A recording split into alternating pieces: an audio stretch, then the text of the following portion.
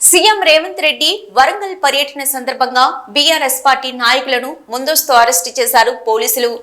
జనగామ జిల్లా పాలకుర్తి, కడగుండ్ల, దేవరపల్లి మండలాల్లో OU JAC ప్రధాన కార్యదర్శి రాజేష్ నాయక్ తో పాటు మాజీ జీసీసీ చైర్మన్ గాంధీ నాయక్ ను పాలకుర్తిలో మరికొంతమంది బీఆర్ఎస్ నాయకులను అరెస్టు చేసి పోలీస్ స్టేషన్ కు తరలించారు.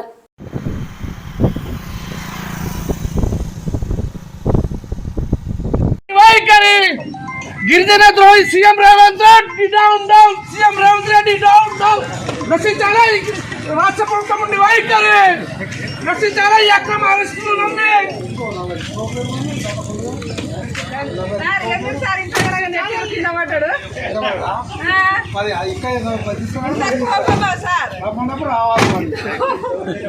పోలీస్ స్టేషన్ అడ్రస్ చెప్పండి.